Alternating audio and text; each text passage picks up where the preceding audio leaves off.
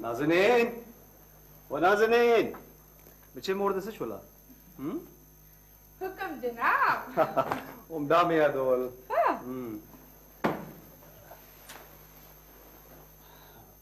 غزه دې لاړم ها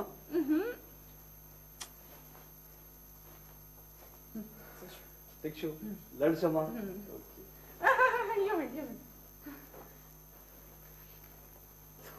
داسې تیارې چې د چېرته واده له روانې سیمینار ته روانې د دنیا خلک به وي سټوډنټ به وي انټلیکچوال به وي او ساغر به وي ساغر نه پروفیسر ساغر او د پروفیسر ساغر مقاله به وي د دنیا د خلکو سترګې به وي خو ما سره یو غم دی څه غم څوک دې په سترګو وانه کړي نو اوس زه د چا سترګې تړلې خو نه شم کنه مړې نازنین ناوخته دې کو را باندې لړم نه یو منټ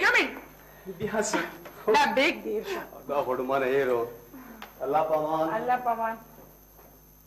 بچې الله پامان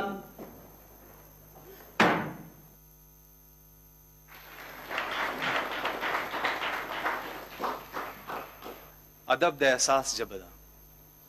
د احساس आवाज ده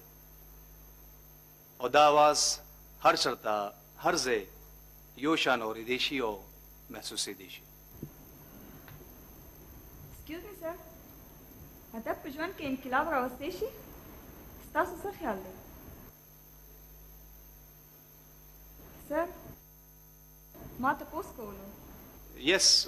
why not please کینه ګورې تاسو د دنیا لټریچر سټډي کې او د لټریچر هیستوري وګورئ تاسو ته پته ولګي چې د قانونو تقدیر چې دی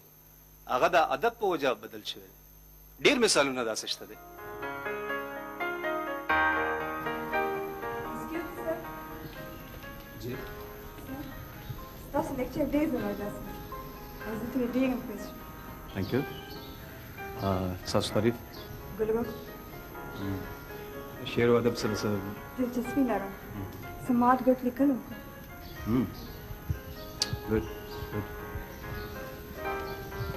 سوراو بچې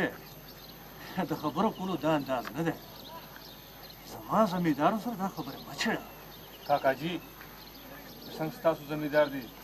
داسې زما هم او څنګه چې تعجب خان برخه وکړی شي داسې زه هم دغه غلطه کوي عجب خان تا ته ښه معلوم دی او د خانجي په خبرو ته پوه نه شوې سورابه د خانجي مطلب دا چې ته اول کم کار کې نو ماته وایه او عجب خالق دی جذباتي دی دې کې د چا د جذباتو مذباتو څه کار دی څنګه چې هغه د برخې مالک دی نو داسې زه هم ته نه بچې ته پوره په خبره پوه نه شوې سورابه کیسه داسې نه ده ګلچا ده ته مور چېرته دا نه دي ویلي چې